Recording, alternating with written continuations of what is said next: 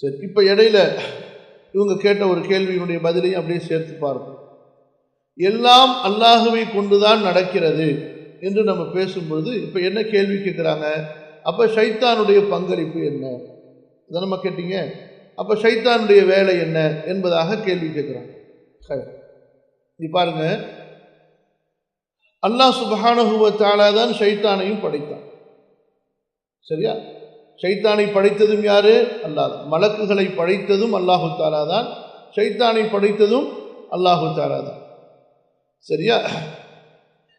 ஷைத்தானை அல்லாஹு தஆலா படைப்பதற்கு முன்பே ஷைத்தான் என்னுடைய கட்டளைக்கு மாறு செய்வான், என்னுடைய கட்டளையை மீறுவான் என்பது அல்லாஹ்விற்கு தெரியுமா தெரியாதா? கண்டிப்பா தெரியும். இந்த பூமியிலிருந்து அந்த இப்லீஸை மட்டும் அல்லாஹு தஆலா வானத்துக்கு உயர்த்தி வானத்தில் வைத்து அவனுக்கு இபாதத்து செய்யறதுக்கு அனுமதியை கொடுத்து மலக்குகளோடு மலக்குகளாக அல்லாஹ் அவனை வைத்திருந்தான். புரியுதுங்களா? ரப்புல் ஆலமீனை பொறுத்தவரை அவனுடைய விதியில் எழுதப்பட்டதாக இருந்தாலும் அந்த செயல் அந்த படைப்புகளிடமிருந்து வெளிப்படாத வரை அல்லாஹு தஆலா, புரியுதா, அதற்குரிய அந்த நத்தீஜா ரிசல்ட்டை அல்லாஹ் கொடுக்க மாட்டான். ஏன்?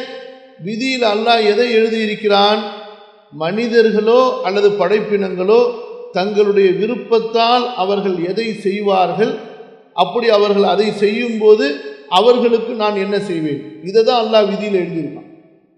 விதியில் எங்கேயுமே நான் படைப்புகளை நிர்பந்திப்பேன் என்று அல்லாஹ் எழுதலை. புரியுதா? அல்லாஹ் நிர்பந்திக்க நாடினால், அல்லாஹு தஆலா நிர்பந்திக்க நாடினால் அவனால் நிர்பந்திக்க முடியுமா முடியாதா? கண்டிப்பா முடியும். இப்போ பாருங்க, குர்ஆனுடைய வசனத்துல ஒரு 2-3 வசனம் உங்களுக்கு சொல்றேன், எழுதி கொள்ளுங்க, பின்னாடி நீங்க போய் பார்க்கலாம். இங்க பாருங்க, சூரா யூனுஸ் 10வது அத்தியாயத்துல 99வது வசனம். அல்லாஹ் நாடி இருந்தால் அல்லாஹு தஆலா எல்லாரையும் நிர்பந்திச்சு, வேற வழியே இல்லை, மூமினா தான் ஆகணும் அப்படின்னு அல்லாஹ் கட்டாயப்படுத்தி இருப்பான். புரியுதா? சரி, அதே போல வசனங்களை ஞாபகம் வச்சு கொள்ளுங்க. இன்னொரு வசனம் சொல்ல பாருங்க, 26வது அத்தியாயம், ஃபுர்கானுக்கு அடுத்தது 4வது வசனம். அல்லாஹ் நாடினா அல்லாஹு தஆலா ஒரு தண்டனையை இறக்கி, எப்படி இஸ்ரவேலர்களுக்கு ஒரு கட்டத்தில் அல்லாஹு தஆலா மலையை தூக்கி தலைக்கு மேலே வச்சுட்டான், வச்சு ஒழுங்கா நடக்கிறீங்களா இல்லை வச்சு நசுக்கட்டுமா அப்படின்னு சொல்லிட்டு அல்லாஹ் ரப்புல் ஆலமீன் கேட்ட உடனே அல்லாஹ் நாங்கள் கண்டிப்பாக கட்டுப்படுவோம் அப்படின்னு நாவினால சொல்லிக்கிட்டு உள்ளத்தில் இல்லைன்னா மாறு செய்வோம். புரியுதா? ஆனால் உள்ளத்தில் உள்ளதை வச்சு அல்லாஹ் தண்டிச்சானா தண்டிக்கிற, மலையை இறக்கிட்டான். அடுத்து அவர்கள் செயல்களில் செய்யும்போது தண்டிப்போன்னு சொல்லி விஷயத்துக்கு வாங்க.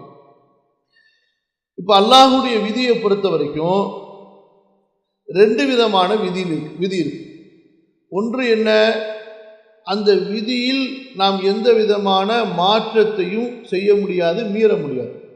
இப்ப கண்ணை அல்லாஹு தஆலா பார்ப்பதற்கு படைச்சிருக்கிறான், மூக்கை அல்லாஹு தஆலா நுகர்வதற்கு படைத்திருக்கிறான், வாயை அல்லாஹு தஆலா சாப்பிட்றதுக்கு படைச்சிருக்கிறான், காலை நடப்பதற்கு அல்லாஹ் படைச்சிருக்கிறான். சரியா? இதை நம்ம மாற்ற முடியுமா? முடியாது. கண்ணுடைய வேலையை கால் செய்யுமானா செய்யாது, காலுடைய வேலையை மூக்கு செய்யுமானா முடியாது. இது அல்லாஹுடைய கதருன் இல்திராரியும் நிர்பந்திக்கப்பட்ட விதி. நம்முடைய சலஃபுகளில் ஒருத்தர் இடத்துல விதியை பற்றி கேட்குறாங்க. புரியுதா? விதிக்கும் நம்முடைய விருப்பத்துக்கு என்ன வித்தியாசம் இருக்குன்னு சொல்லு. விதிக்கும் நம்முடைய விருப்பத்துக்கும் என்ன வித்தியாசம் இருக்கு? எல்லாமே விதியை கொண்டு நடக்குதுன்னு சொல்றீங்களே, அவ விதிக்கும் நம்முடைய விருப்பத்துக்கு என்ன வித்தியாசம் இருக்குது என்பதாக கேள்வி கேட்குறாங்க. சரியா? அப்போ அந்த சலஃப் என்ன சொல்றாங்க? அவரை எந்திரிக்க சொல்றாங்க. எந்திரிக்கிறார். எந்திரிச்ச உடனே அப்போ சொல்றாங்க, உங்களுடைய ஒரு காலை தூக்குங்கிறார். அவர் சொன்ன மாத்திரத்தில் உடனே காலை தூக்கிட்டார், ஒரு காலை தூக்கிட்டார். அடுத்து அந்த சலஃப் சொல்றாங்க, அந்த இன்னொரு காலையும் தூக்குங்கிறார், இன்னொரு காலையும் தூக்குங்கிறார். அப்போ அவர் என்ன செஞ்சார்? இந்த காலை வச்சு இந்த காலை தூக்குனார். அப்போ அந்த சலஃப் சொல்றாங்க, இல்லைங்க, இந்த காலு தூக்குனபடியே இருக்கட்டும், இந்த காலு தூக்குனபடியே இருக்கட்டும், இந்த காலையும் தூக்குனு. அப்போ அவர் கேட்குறாரு, எப்படிங்க முடியும்னு சொல்லி. என்ன கேட்குறாரு? எப்படி முடியும்? அப்போ அதை தான் சரஃப் உதாரணம் சொல்லி காட்டுறாங்க. இதுதான் நம்முடைய விருப்பத்திற்கும் நிர்பந்திக்கப்பட்ட விதிக்கும் இடையில உள்ள அந்த வித்தியாசம். இப்போ நான் உங்களை எந்திரிக்க சொன்னேன், உடனே நீங்கள் எந்திரிச்சு. இந்த எந்திரித்தல் உங்களுடைய விருப்பத்தோடு நடந்துச்சா, உங்களுடைய விருப்பம் இல்லாமல் நடந்துச்சா? உங்களுடைய விருப்பத்தோடு நடந்துச்சு. இப்போ ஒரு காலை உயர்த்த சொன்னேன், உடனே நீங்கள் உயர்த்துனீங்க. ஏன்? ஒரு காலை உயர்த்துவது உங்களுக்கு சாத்தியமானது, உங்களுடைய விருப்பத்தோடு நீங்கள் உயர்த்துறீங்க. இப்போ இன்னொரு காலை உயர்த்த சொன்னேன், நீங்கள் உயர்த்துறத நாடுறீங்க. உயர்த்தணும்னு சொல்லி நீங்கள் நாடுறீங்க, உங்களுக்கு விருப்பம் இருக்குது, ஆனால் உயர்த்த முடியுமா? முடியாது.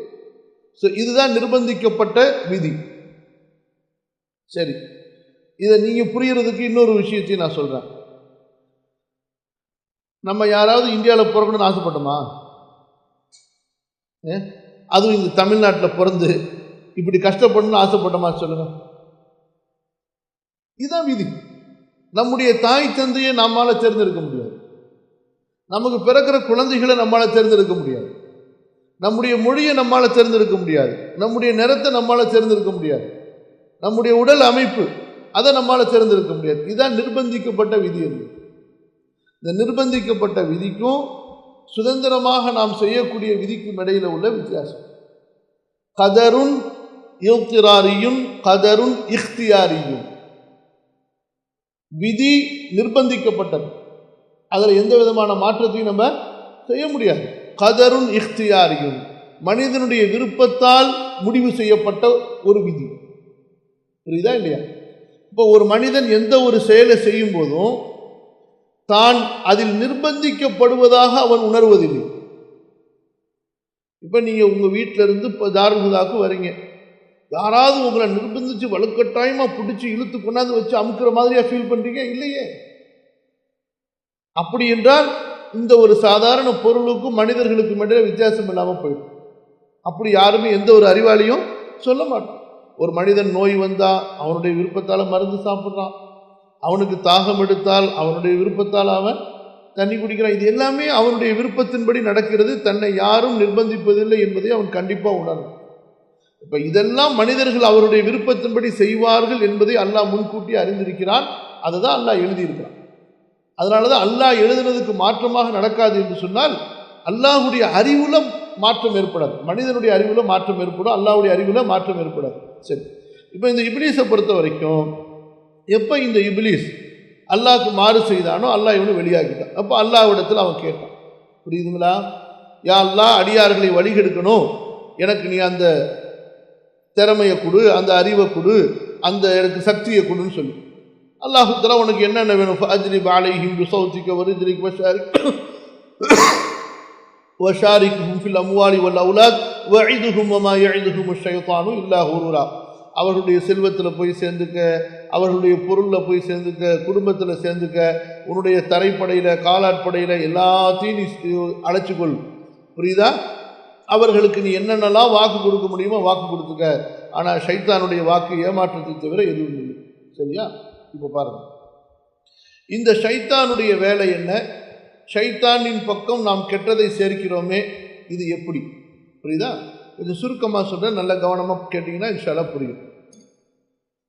ஏற்கனவே உங்களுக்கு நாம் கூறினோம், ஷைத்தானும் அல்லாஹுடைய படை.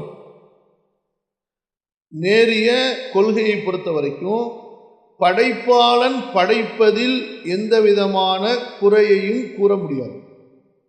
அல்லாஹ் தஆலா பாம்பு படைச்சிருக்கிறான், ஏண்டா ரப்பே பாம்பு படைச்சேன்னு கேட்க முடியுமா?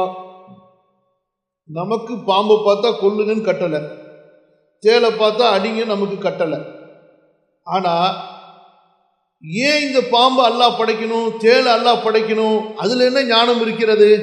கண்டிப்பாக ஒரு ஞானம் இருக்கு. புரியுதா இல்லையா? அல்லாஹுடைய ஒவ்வொரு படைப்பு படைக்கப்பட்டிருப்பதிலும் அல்லாஹுவிற்கு கண்டிப்பாக அதிலே ஒரு ஞானம் இருக்கிறது. அதனுடைய அதாவது தீங்கு என்ற ஒரு பகுதியை நம்ம அறிவோம். இப்போ ஆடு இருக்கு, அதில் ஒரு பகுதியை மட்டும்தான் நம்ம தெரிஞ்சுக்கிறோம். எது நன்மை என்ற ஒரு பகுதி, அதனுடைய மாமிசத்தை சாப்பிட்றோம், பாலை குடிக்கிறோம், அதிலும் ஒரு தீமை இருக்கும், அல்லாஹ் அறிஞ்சது. இப்போ பாம்பு தேளு இதனுடைய தீமை என்ற ஒரு பகுதியை நம்ம அறிகிறோம், ஆனால் இதில் உள்ள பின்னாடி உள்ள நன்மைங்கிற ஒரு பகுதியை நம்ம அறியாமல் இருக்கும். புரியுதா? அல்லாஹுடைய இல்ம், அல்லாஹுடைய ஹிக்மத். இதான் நம்ம உங்களுக்கு சொன்னோம். ஏற்கனவே நேற்றைய பாடத்தில் சொர்க்கத்துக்கு போனால் தான் நமக்கு புரிய வரும். இந்த உலகத்தில் படைக்கப்பட்ட ஒவ்வொரு படைப்புனுடைய ஹிக்மத் என்னன்னு சொல்லிட்டு சொர்க்கத்தில் போனால் இங்கே பாருங்கள், அங்கே போய் நல்லா சாப்பிட்றது, தந்தூரி சாப்பிட்றது, சிக்கன் சாப்பிட்றது, பழத்தை சாப்பிட்றது, அது மட்டும் நமக்கு இன்பம் கிடையாது. புரியுதுங்களா? சொர்க்கத்தில் நம்முடைய அறிவை அல்லாஹ் முழுமைப்படுத்தும்.